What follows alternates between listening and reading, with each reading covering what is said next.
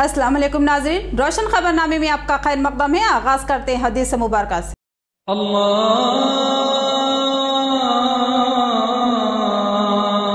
अकबर, अल्लाहु अकबर। बिस्मिल्लाहिर्रहमानिर्रहीम। अब्दुर्रहमान बिन गनम और अस्मा बिनते यजीद रज़ियल्लाहु अन्हुमा से रिवायत है कि रसूल अक़दस सल्लल्लाहु ताला अलैहि वसल्लम ने फरमाया, अल्लाह के बेहतरीन बंदे वो हैं जिनको देखकर अल्लाह की याद आए, और बदतरीन बंदे वो हैं जो चुगलियां खाने वाले, दोस्तों में फूट डालने वाले और जो उसके तालिब और साई रहते हैं कि अल्लाह के पाकदामन बंदों को किसी गुनाह से मलबीस या किसी मुसीबत और परेशानी में मुब्तला कर दे। हदीस मुबारक मसनद अहमद। आगे बढ़ने से पहले नजर डालते हेडलाइंस पर। डीसी निवास मुखालिफ पार्टी सरगर्मियों में मुलविस, उनके खिलाफ कार्रवाई की जाए। MP कविता और MLAs व MLCs का मुश्तरका सहाफती इजलास।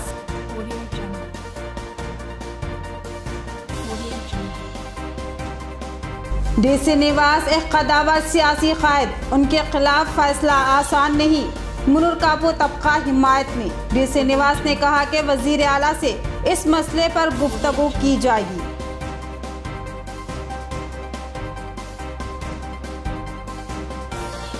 जमाते इस्लामी दावा सेल की दावत ईद मिलाप, MP कविता की शिरकत। इख्तिलाफात की किताब को मुकम्मल बंद करना होगा, रियासत की तरक्की के लिए मुश्तरका जद्दोजहद करनी होगी, MP का खिताब।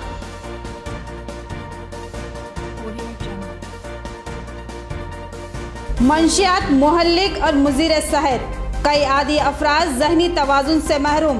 नौजवान तबका उसकी इज्जत में, बचाना हमारी जिम्मेदारी। आलमी मुखालिफ मंशियात डे के मौके पर एक्साइज CI वेंकट रेड्डी का खिताब। अब पेश खबरों की तफसील। डीसी निवास मुखालिफ पार्टी सरगर्मियों में मुलविस, उनके अफराद खानदान और बही खवा दूसरी सियासी जमातों में सरगर्म। पार्टी को उनसे खतरा लाहक। MP कविता, MLAs और MLCs की तशवीश। वजीर आला को एक मकतूब भेजते हुए उनके खिलाफ कार्रवाई का मुतालबा किया गया। रुकने पार्लिमान के कविता के दफ्तर पर एक पुरहुजूम प्रेस कॉन्फ्रेंस से खिताब करते हुए MP कविता ने डीसी निवास पर मुखालिफ पार्टी सरगर्मियों में मुलविस होने का इल्जाम आयद करते हुए पार्टी सदर के चंद्रशेखर राव को एक मकतूब जिला कायदीन की जानिब से रवाना किया और डीसी निवास के खिलाफ सख्त कार्रवाई का मुतालबा किया। इस सहाफती इजलास में अरकान असम्बली बीगला गणेश गुप्ता, बाजू रेड्डी गोवर्धन, A रविंदर रेड्डी, V प्रशांत रेड्डी, जीवन रेड्डी, मोहम्मद शकील आमिर के अलावा अरकान कानून साज council VG Goud, D Rajeshwar और सुधाकर के अलावा मेयर बल्दिया निजामाबाद आकुला सुजाता और चेयरमैन व दीगर अहम पार्टी कायदीन शरीक थे और तमाम ने मुत्तफ़िक़ा तौर पर इस मकतूब पर दस्तखत किया और ये मकतूब जिला इंचार्ज T उमा के हवाले करते हुए वज़ीर आला को पहुँचाने की ख्वाहिश की गई। इस मौके पर MP कविता ने सहाफ़त से खिताब करते हुए कहा कि डीसी निवास खुलेआम मुख्तलिफ मुखालिफ पार्टी सरगर्मियों में मुलविस हो रहे हैं और अपने अफराद ख़ानदान को दूसरी जमातों में शामिल करते हुए ज़िला TRS को कमज़ोर बनाने की कोशिश कर रहे हैं। MP कविता ने बताया कि इत्तलात मिल रही है कि डीसी निवास बाज़ कायदीन को पार्टी छोड़ने और दूसरी सियासी जमात में शामिल होने का मशवरा दे रही हैं। इस तरह पार्टी की साख ज़िले में बुरी तरह मुतासिर हो रही है और पार्टी के कारकुन तज़्ज़ुब का शिकार हो चुके हैं। उन्होंने कहा कि डीसी निवास कांग्रेस से TRS में शामिल हुए थे, उस वक्त उनकी पार्टी ने उन्हें MLC का भी टिकट देना मुनासिब नहीं समझा और वो इंतहाई बेबसी और परेशानी का शिकार थे। उस नाजुक मौके पर TRS ने उनको एहतराम दिया और वज़ीर आला और सदर TRS पार्टी KCR ने उनको पार्टी में शामिल करवाया और राज्यसभा का उम्मीदवार बनाया और उनको कामयाब भी करवाया। जिस पार्टी के लिए डीसी निवास ने उम्र लगा दी और अपनी तमाम सलाहियतों को लगा दिया, उस पार्टी ने उनको नज़रअंदाज कर दिया था। तब TRS ने उनको सहारा दिया और राज्यसभा MP बनाया और जिस पार्टी ने इज़्ज़त व वक़ार फराहम किया, डीसी निवास उसी पार्टी को नुकसान पहुँचाने की कोशिश कर रहे हैं। और ये बात पार्टी के वफादार कायदीन व कारकुनों के लिए नाकाबिले बर्दाश्त है। लिहाजा सदर टीआरएस पार्टी वज़ीर आला के चंद्रशेखर राव, पार्टी के एमपी, एमएलए, एमएलसीज और तमाम ही अहम कायदीन व कारकुन जो ज़िला निज़ामाबाद से ताल्लुक़ रखते हैं, मुतालबा करते हैं कि उनके खिलाफ सख्त तरीन कार्रवाई की जाए। देखना है कि वज़ीर केसीआर इस ताल्लुक़ से क्या फ़ैसला करते हैं। ज़िले की आवाम को इसका शिद्दत से इंतज़ार रहेगा। సభ్యుడిగా కూడా టీఆర్ఎస్ పార్టీ నుంచి మా పార్టీ అధ్యక్షుల వారిని ఎన్నుకోవడం జరిగింది. ఎటువంటి ప్రోటోకాల్ లేకుండా కాంగ్రెస్ పార్టీలో అవమానపడి ఆఖరికి తను రాష్ట్ర స్థాయిలో దేశ స్థాయిలో రాజకీయం చేసిన నిజామాబాద్ జిల్లాలో ఒక ఎమ్మెల్సీ పదవి ఇస్తే నాకు చెప్పకుండా ఎమ్మెల్సీ పదవి ఇచ్చినారని చెప్పి బాధపడినటువంటి గౌరవనీయులు డి శ్రీనివాస్ గారికి మన టీఆర్ఎస్ పార్టీలో చేరిన తర్వాత మా అధ్యక్షుల వారు రాజ్యసభ పదవి ఇచ్చి వారిని గౌరవించారు. ఇవన్నీ జరుగుతున్నటువంటి సందర్భంలో ఎప్పుడైనా మా అధ్యక్షుల వారు మాతో చెప్పినటువంటి నిజామాబాద్ జిల్లా ప్రజాప్రతినిధులతో చెప్పినటువంటి మాట ఒకటే, మీ జిల్లాలో ప్రజలకు తగినటువంటి గౌరవాన్ని ఇవ్వడానికి వీరికి పదవి ఇస్తా ఉన్నామని చెప్పడం జరిగింది. మేమందరం కూడా మరి పార్టీ బాగుండాలి, పార్టీ సఖ్యతగా ఉండాలని చెప్పి వారికి ఎప్పుడు కూడా సహకారం అందించడం, వారికి అన్ని వేళల గౌరవాన్ని కూడా ఇవ్వడం జరిగింది. అయితే ప్రతి సందర్భంలో కూడా గత కొన్ని నెలలుగా, ఒక 6-7 నెలలుగా గౌరవ డి శ్రీనివాస్ గారి కుటుంబ సభ్యులు వేరే పార్టీలో తెలంగాణ ఉద్యమంలో కష్టపడి పనిచేసిన వాళ్ళు ఎంతమంది ఉన్నా కూడా సీనియర్ నాయకులు కదా కాంగ్రెస్ లో ఉన్నారు, మరి వారికి సముచిత స్థానం ఇవ్వాలని చెప్పేసి మీ అందరికీ కూడా తెలుసు. ఇవాళ ఒక రాజ్యసభ సభ్యుడిగా ఆయనను గుర్తించి ఇవ్వడం జరిగింది. మరి అంత గుర్తించి ఇచ్చిన తర్వాత, ఎందుకంటే ఇక్కడ ఉన్నటువంటి మిత్రులు వాళ్ళ ఎమ్మెల్యేలు, ఎమ్మెల్సీలు, అదేవిధంగా జడ్పీ చైర్మన్, మేయరు వీళ్ళందరూ కూడా అనేక సందర్భాల్లో దాదాపు ఒక 5-6 నెలల నుంచి నాకు ఇక్కడ जिले के एमपी, एमएलएस और एमएलसीज ने डी श्रीनिवास के खिलाफ कार्रवाई का मुतालबा किया और एक मकतूब वज़ीर आला को रवाना किया। अब सवाल ये है कि डी श्रीनिवास क्या इक़दाम करेंगे? वो बीजेपी में शामिल होंगे या कांग्रेस में वापस होंगे या फिर पार्टी में मुसालहत होगी? एक सवाल अवाम में गश्त कर रहा है। डी श्रीनिवास जिले की सियासत का एक अहम नाम माना जाता है। उन्होंने ज़िले में सियासत का एक बेहतरीन दौर गुजारा और रियासत की सियासत में भी अहम तरीन रोल अंजाम दिया, लेकिन मुसलसिल 2 मरतबा उनको उनके ही हल्के में शिकस्त का सामना करना पड़ा, जिसकी वजह से उनके सियासी कदावर वक़ार में कमी हुई थी, मगर दबदबा बरकरार था। मगर इस दरमियान उनके मुखालिफिन पार्टी में सर उठा चुके थे और उनको कानून साज कौंसिल की रुकनियत से महरूम कर दिया गया, जिसके बाद वो टीआरएस में शामिल हुए। वज़ीर आला केसीआर ने उनका पुरतपाक खैर मक़दम किया और उन्हें हुकूमती मुशीर नामज़द किया। फिर कुछ अरसे बाद उनको राज्यसभा की रुकनियत फ़राहम की। ताहाल वो राज्यसभा के रुकन की हैसियत से खिदमत अंजाम दे रहे हैं, लेकिन वो कुछ अरसे से पार्टी से नाराज़ नज़र आ रहे हैं, जिसका बरमला इजहार उन्होंने मुनूर कापू संगम प्रगति नगर में मुनक़्क़िदा इजलास के दौरान किया। उन्होंने मुनूर कापू तबके को नज़रअंदाज करने का टीआरएस पार्टी और हुकूमत पर इल्ज़ाम भी आयद किया था। उनके एक फर्जंद डी अरविंद ने बीजेपी में शमूलियत इख्तियार कर ली और वो पार्लिमानी हल्के में सरगर्म है, जहां रुकने पार्लिमान के कविता नुमाइंदगी करती है, जो वज़ीर आला केसीआर की दुख्तर है। इस तरह डी श्रीनिवास के ख़ानदान से एमपी कविता के राज टकराव का माहौल बन गया, लेकिन डी श्रीनिवास ने अपने बेटे की सरगर्मियों से लाताल्लुक़ी का इजहार किया। सूरत हाल यूँ है कि वो ना तो अपने बेटे की तायीद कर रही हैं और ना ही मुखालिफत, बल्कि ये कहते नज़र आए कि वो बालिग़ है, अपनी मर्ज़ी का मालिक है और इसके शख्सी मामलात में वो मदाखलत नहीं करते। इस दरमियान इत्तलात के मुताबिक कांग्रेस और बीजेपी से राब्ते हैं और बार बार अफवाहों की बाज़गश सुनाई देती रही कि वो कांग्रेस में शमूलियत इख्तियार करेंगे, तो बाज़ हल्के कहते नज़र आए कि वो बीजेपी में शामिल हो रहे हैं। सियासत शनास लोगों के मुताबिक कहा जा रहा है कि डी श्रीनिवास एक बार फिर कांग्रेस का ही रुख करेंगे और उनको वहां वाज़े तयख़ुनात हासिल हुए हैं, जबकि मुनूर कापू तबके ने भी कांग्रेस को तरजीह देने की तरगीब दिया है।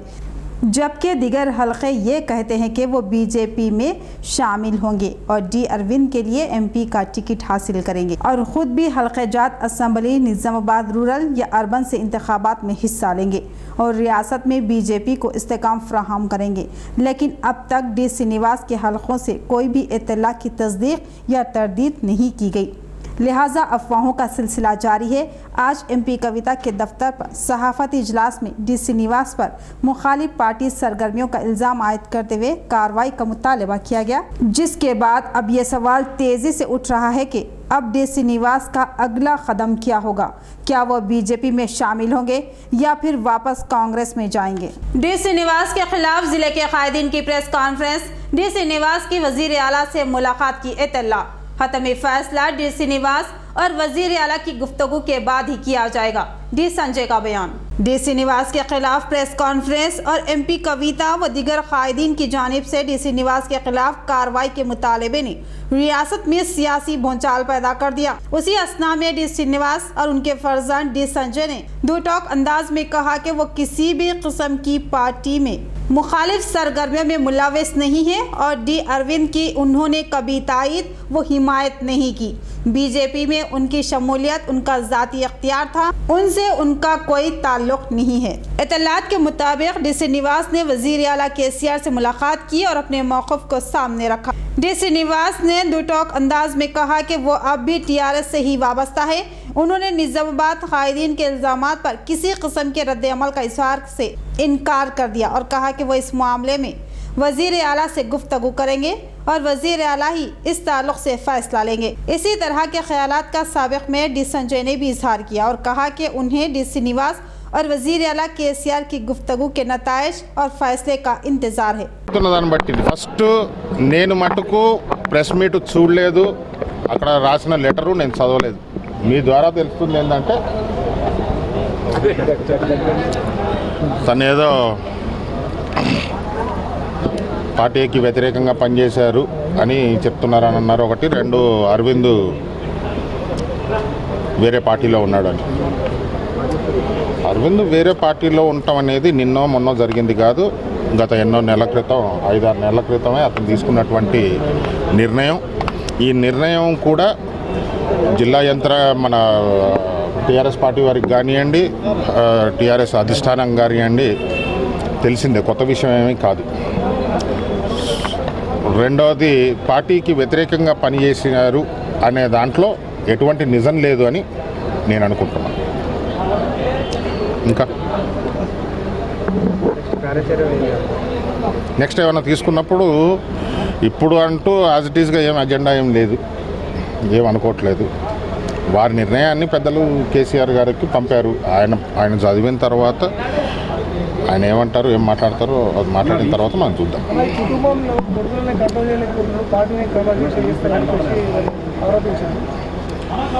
ఫ్యామిలీ వేరు పార్టీ వేరు సార్, ఫ్యామిలీ వేరు పార్టీ వేరు।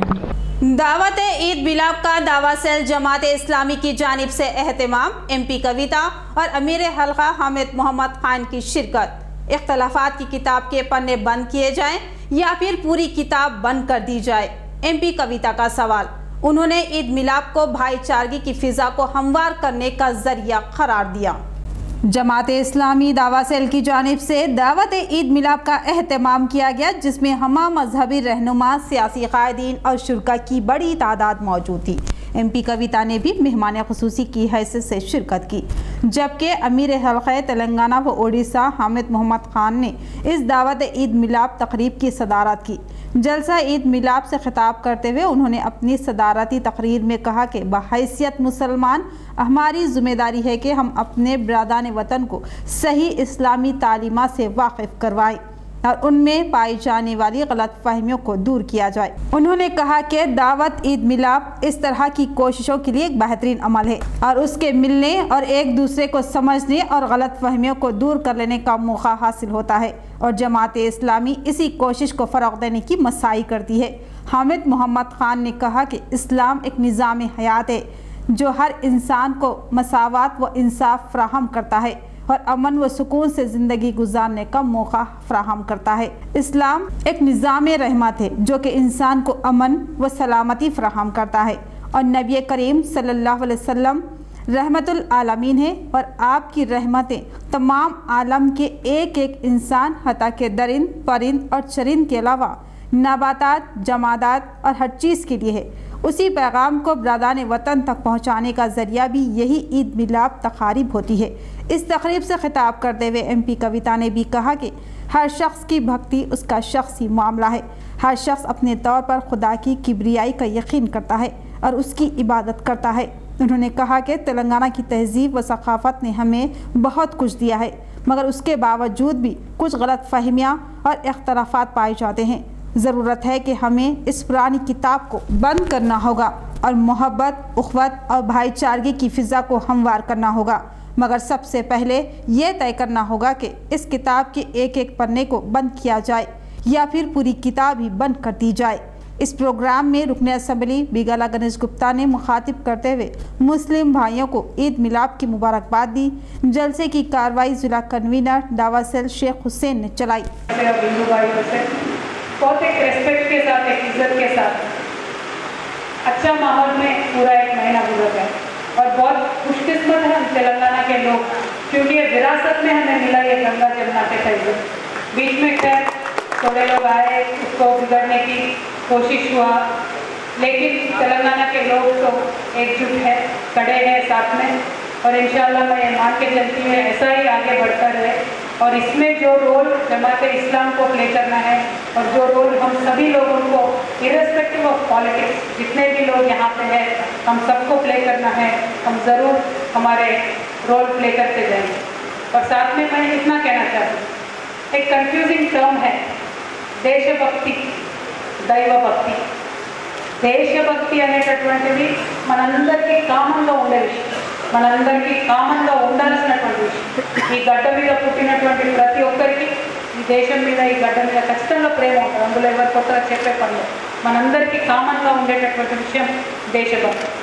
దైవభక్తి ఎవరికి వాళ్ళకి ఇండివిజువల్గా ఉండేటటువంటి విషయం। ఒక మాట చెప్తారు, నా హమ్ కిసీ కే హై నా హమారా కోई है, ना हम किसी के हैं ना हमारा कोई है, बस एक ही खुदा है, हम उसी के हैं। जमात इस्लामी हिंद तकरीबन 70 साल से मुनक़िद करती आ रही है ताकि इस मुल्क के अंदर भाईचारा कायम हो और लोग एक दूसरे को समझें। ईद मिलाद दरअसल एक महज़्ज़ब समाज की अलामत है और ईद मिलाद दरअसल को एक्सिस्टेंस कल्चर की अलामत है। ईद मिलाद एक कोऑपरेटिव कल्चर की अलामत है। ईद मिलाद एक अंडरस्टैंडिंग कल्चर की अलामत है। ईद मिलाद दरअसल यूनिटी इन डाइवर्सिटी की अलामत है। हम जमात उलमा सदस्य या जमात इस्लामी सदस्य कोई भी हमारा मुसलमान गुरु से अगर पूछते हैं तो वो ये बोलते हैं कि कुरान में लिखा गया है अल्लाह ये कहे, ऊपर वाला ये कहे, सुख शांति से रहो, भाई भाई बन के रहो, ये कुरान में पढ़ा है। और गुरु गोविंद ग्रंथ हो और बाइबल हो, ऊपर वाला एक ही बोलता है कि ऊपर वाला एक ही है और ऊपर वाला सभी ऊपर वाला एक ही बोलता है कि सब सुख शांति से जियो। तो इसीलिए मेरे भाइयों मैं आपको ये कहता हूँ, चाहे रमज़ान हो, चाहे ईद मिलाद हो, चाहे दशहरा हो, अलई बलई हो, चाहे गुरु नानक जयंती हो, चाहे क्रिसमस हो, ये हमारे हिंदुस्तान के जो हम मिलावट है, सब जातियों का हमारा मिलावट है। ऐसे ही हमको मिलके रहने का ज़रूरी है और सब मिलके हर फेस्टिवल को ऐसे ही बनाना बहुत अच्छा। आपको బంధువులారా ఒక విచిత్రం చూడండి, ప్రతి దేశానికి ఒక పేరు ఉంటుంది కానీ మన దేశానికి కూడా ఒక పేరు ఉంది, భారతదేశం అని। కానీ మన భారతదేశం మనం భరతమాత అనేటువంటి ఒక తల్లిని పిలుస్తున్నాం। అలాంటి గొప్ప దేశంలో జన్మించినాం, సాధువులు, సత్పురుషులు, మహాత్ములు, యోగులు, అద్భుతమైనటువంటి సంస్కారం ఒక భారతదేశంలోనే మనకు కనబడుతుంది। ఇలాంటి సంస్కారం, ఇలాంటి ధర్మమైనటువంటి ఒక మార్గం నీకు ఏ దేశంలో కూడా ఇంత చక్కటి పద్ధతులు కల్పించారు. तरक्याती कामों में रियासत तेलंगाना मुल्क में सैर फहरिस्त, अवाम वजीर आला की फलाही व तरक्याती स्कीमात से मुतासिर और कोई ना कोई क़ायद टीआरएस में शामिल हो रहा है। यही टीआरएस की मकबूलियत का सबूत है। डिशपल्ली में एमपी कविता का खिताब। रियासत तेलंगाना हर शोबे में मुल्क भर में सैर फहरिस्त हो चुका है। इसका मुकम्मल सेहरा वजीर आला के चंद्रशेखर राव के सर जाता है, जो तमाम शोबेजात की तरक्की और हर तबके से इंसाफ के लिए नित नई स्कीमात को मुतारुफ करवा रही हैं। उन ख्यालात का इजहार एमपी कविता ने किया। वो डिशपल्ली में बूथ कमेटियों की तश्कील के लिए मुनाक़िदा इजलास में शरीक थी। उन्होंने दावा किया कि गुज़िश्ता 4 सालों में तेलंगाना में जितने तरक्याती काम हुए हैं वो मुल्क की तारीख में एक रिकॉर्ड माने जाएंगे। एमपी कविता ने बूथ कमेटी के ज़िम्मेदारान से ख्वाहिश की कि वो आवाम को हुकूमत की कारकर्दगी से वाकिफ़ करवाएं और साथ ही हुकूमती फलाही स्कीमात से आवाम को मुस्तफ़ीद करवाने के इक़दाम करें। इस प्रोग्राम में MLC विजय गौर, रेडको चेयरमैन सलीम, टीआरएस जिला सदर ईका गंगा रेड्डी व दीगर शरीक थे। बाद अज़ां एमपी कविता ने धर्माराम बी में टीडीपी से टीआरएस में शामिल होने वाले कायदीन को पार्टी रुमाल पहनाकर पार्टी में शामिल कर लिया। उन प्रोग्रामों की सदारत मुकामी रुकन असम्बली बाजरेड्डी गोवर्धन ने की और कहा कि टीआरएस हुकूमत ने अवाम के दिलों में जगह बना ली और वजीर आला केसीआर मुल्क के सबसे हर दिल अजीज कायद बनकर उभरे हैं। ప్రజలందరికీ తెలవాలంటే మొదలు మన కార్యకర్తలందరికీ కూడా చాలా మంచి అవగాహన ఉండాలి జరిగినటువంటి కార్యక్రమాల మీద. కాబట్టే ఈ కార్యక్రమాన్ని పెట్టుకోవడం జరిగింది. మీకు ఇచ్చినటువంటి బ్యాగ్లో 3 పుస్తకాలు ఉన్నాయా చూసిండ్రా? ఒక పుస్తకమేమో మొన్న 17వ ప్లీనరీ టీఆర్ఎస్ పార్టీది హైదరాబాద్లో జరిగింది, దానికి సంబంధించినటువంటి అంశాలు ఉన్నాయి. రెండవ పుస్తకమేమో కేసీఆర్ గారు చేపడుతున్నటువంటి అభివృద్ధి కార్యక్రమాలు, వీటన్నిటి మీద కూడా అన్ని రంగాల్లో మన రాష్ట్రంలో జరుగుతున్నటువంటి అభివృద్ధి కార్యక్రమాలు ఉన్నాయి. ఇక మూడవ పుస్తకం ఉన్నది, అది ముఖ్యమైన పుస్తకం. దాంట్లో మన 2 మండలాలు డిచ్పల్లి, ఇందల్వా, ఈ పుస్తకం ఈ 2 మండలాలకు సంబంధించి ప్రతి గ్రామంలో ఇప్పటి వరకు మన ప్రభుత్వం తరఫున ఎన్ని కార్యక్రమాలు జరిగినాయి, ఎన్నెన్ని డబ్బులు వచ్చినాయి గ్రామాలకు అన్నది దీనిలో ఉన్నది. నా యొక్క రిక్వెస్ట్ ఏంటంటే మీ అందరితోని ఎవరెవరికైతే దగ్గర బ్యాగ్స్ ఉన్నాయో పుస్తకాలు ఉన్నాయో గ్రామంలో 2-3 అయితే వచ్చినాయి, తక్కువ మందికి రాలేదు. ఒకసారి తీసి మీ ఊర్లో ఉన్న డేటా కరెక్టే ఉందా లేదా చూడండి.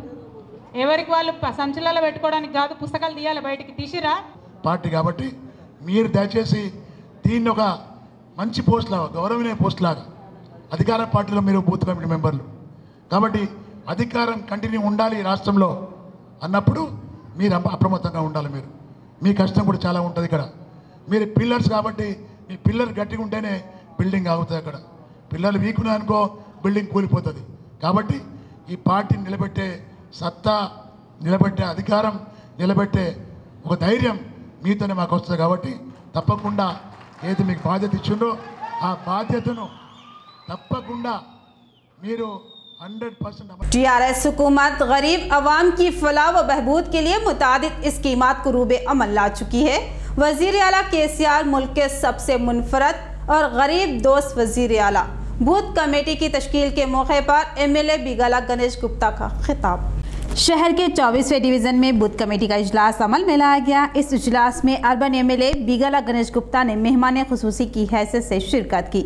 इस इजलास से खिताब करते हुए बिगाला गणेश गुप्ता ने कहा कि वो हर रोज़ एक डिवीज़न का दौरा कर रहे हैं और उनके मसाइल से आगाही हासिल कर रहे हैं और उन्होंने कहा कि कई डिवीज़न्स मसाइल से दो चार है, उन मसाइल को जल्द से जल्द हल किया जाएगा। उन्होंने मजीद कहा कि टीआरएस हुकूमत कई एक स्कीमात को रूबे अमल ला चुकी है जिसकी साबिक़ में नज़ीर नहीं मिलती। उन स्कीमात को आवाम तक ले जाना हर एक कारकुन और कायदीन की जिम्मेदारी है। उन्होंने हर कारकुन व कायदीन को कहा कि वो अपनी जिम्मेदारी को बखूबी अंजाम दें और आवाम को किसी भी किस्म की परेशानी ना हो इस बात का ख्याल करें। और उन्होंने आवाम से कहा कि वो हर मुमकिन कोशिश करेंगे कि आवाम को किसी भी की दुश्वारियाँ ना हो, इसके लिए वो हर तरह से कोशिश कर रहे हैं। इस प्रोग्राम में कॉरपोरेटर रंगो अपर्णा, रविंद्र, मुरली, दारम साइलू, साईराम व दीगर ने शिरकत की। నిజామాబాద్ పట్టణంలో మనం చేస్తున్నటువంటి అభివృద్ధి కార్యక్రమాలు కానీ ఏ విధంగా ప్రజలకు తీసుకొని పోవాలి, మనం ఏంటి చేస్తున్నాం అని చెప్పేసి ఈ చర్చ జరగాల్సినటువంటి అవసరం ఉంది. మరి 40-45 సంవత్సరాల్లో చాలా మంది నాయకులు వచ్చారు, చాలా మంది నాయకులు పోయింది. కానీ ఇక్కడ మనకు అక్కడే ఉన్నాయి. నిజామాబాద్కు ఇంతకు చెప్పారు, నాందేడ్ నగరం చాలా అభివృద్ధి చెందింది. ఇంతకుముందు నాందేడ్ నుంచి నిజామాబాద్కు వస్తుండే, కానీ నిజామాబాద్ ఎంత పడిపోయింది, నాందేడ్ చాలా ముందుకు వెళ్ళిపోయారు. ఎందుకు? అక్కడ ఉన్నటువంటి నాయకులు బాగా చేసేది కాబట్టి అది ముందుకు వెళ్ళిపోయారు. మరి ఈరోజు అండర్ గ్రౌండ్ డ్రైనేజ్ మొదలుపెట్టినప్పుడు చాలా మంది మన తాతగారు ఏమని చెప్పారంటే, आलमी मुखालिफ मंशियात डे के मौके पर पैरामेडिकल कॉलेज में programme excise CI Venkat Reddy की शिरकत। उन्होंने कहा कि मंशियात की लत ने मुआशरे को खोखला कर दिया। कई नौजवान इस लानत का शिकार बन चुके हैं और कई खानदान बर्बाद हो चुके हैं। इससे निजात लाज़मी है। मंशियात की मुहल्लिक आदत से निजात के लिए एक अहम शौर बेदारी प्रोग्राम मुनक्किद किया गया, जिसमें एक्साइज टास्क फोर्स के सर्कल इंस्पेक्टर वेंकट रेड्डी ने मेहमान खुसूसी की हैसियत से शिरकत की। उन्होंने अपने खिताब में तशवीश का इजहार करते हुए कहा कि नौजवान तबका मंशियात का आदी होता जा रहा है, जिससे उनको बचाना और इस लानत से निजात दिलाना मुआशरे की जिम्मेदारी है। आलमी यौम नजात मंशियात के मौके पर यह प्रोग्राम सिद्धार्थ पैरामेडिकल कॉलेज में मुनक्किद किया गया। सीआई वेंकट रेड्डी ने अपने खिताब में मजीद कहा कि मंशियात की लत का शिकार कई अफराद तबाही का शिकार बन चुके हैं। इस लानत ने कई खानदानों की खुशियां छीन ली।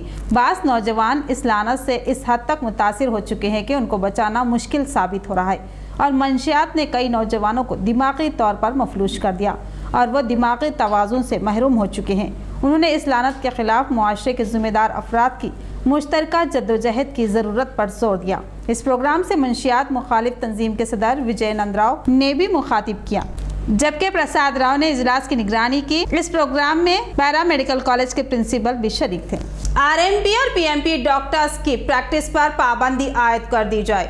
10वीं जमात तक पढ़ने वाले ये आरएमपी पीएमपी अवामी जिंदगियों के लिए खतरा हैं। बांसवाड़ा में डॉक्टर्स की एहतजाजी रैली और मुतालबा के अवामी जिंदगियों का तहफ़्फ़ुज़ किया जाए। बांसवाड़ा सरकारी दवाखानों में बरसर खिदमत डॉक्टरों ने एहतजाजी रैली निकाली और आरएमपी व पीएमपी डॉक्टर को निकालने का मुतालबा किया।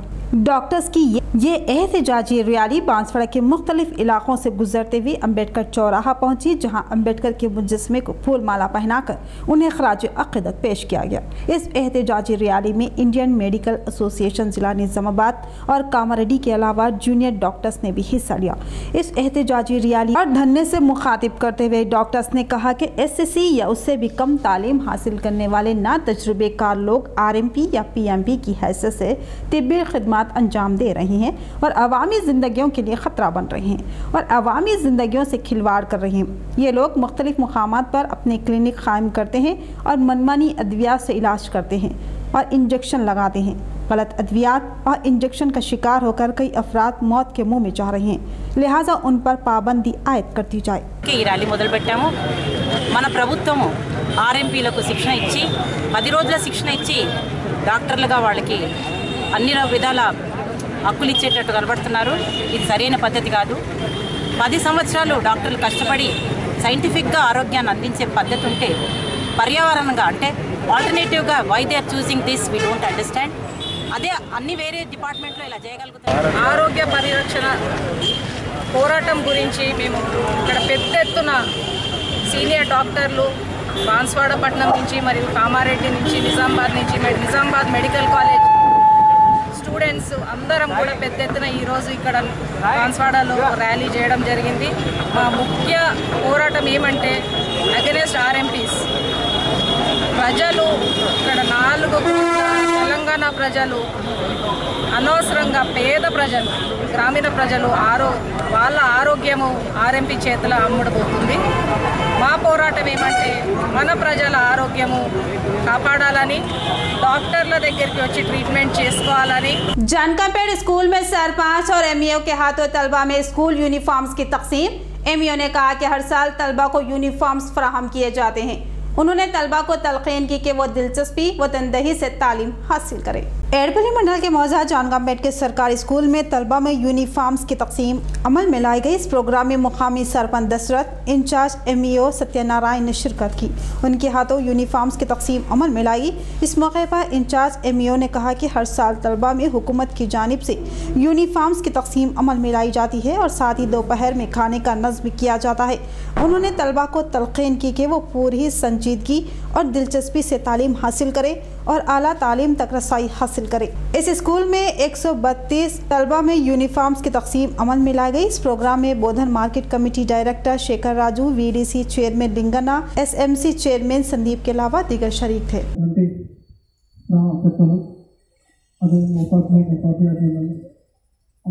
నమస్కారాలు। విద్యార్థులలో ఎన్రోల్మెంట్ అనేది పెరగడానికి ప్రభుత్వము అనేక రకాల చర్యలు తీసుకుంటూ ఉంది। మధ్యాహ్న భోజనం ఇవ్వడం ఏంటి, అదేవిధంగా ఉచిత పాఠ్యపుస్తకాలు ఇవ్వడము, ఆరోగ్య పరీక్షలు నిర్వహించడము, అదేవిధంగా ఉచిత దుస్తులు కూడా పంపిణీ చేయడము, వీటన్నిటికి నుంచి క్వాలిఫైడ్ అయినటువంటి ఉపాధ్యాయులు इख्तिताम से खबर नजर डालते हेडलाइंस पर। DC निवास मुखालिफ पार्टी सरगर्मियों में मुलविस, उनके खिलाफ कार्रवाई की जाए। MP कविता और MLAs व MLCs का मुश्तरका सहाफती इजलास।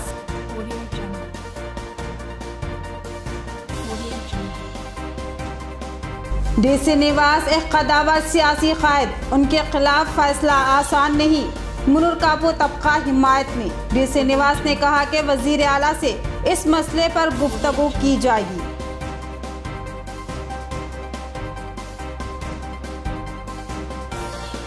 जमाते इस्लामी दावा सेल की दावत ईद मिलाप, MP कविता की शिरकत।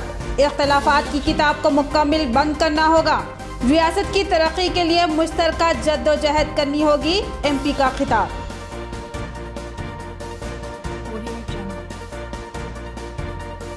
मंशियात, मुहल्लिक और मुजीर सेहत, कई आदि अफराज जहनी तवाजुन से महरूम। नौजवान तबका उसकी इज्जत में, बचाना हमारी जिम्मेदारी। आलमी मुखालिफ मंशियात डे के मौके पर एक्साइज CI वेंकट रेड्डी का खिताब। तो ये थी खबरों की तफसील। मजीद खबरों के साथ फिर मिलेंगे, दीजिए इजाजत, खुदा हाफिज।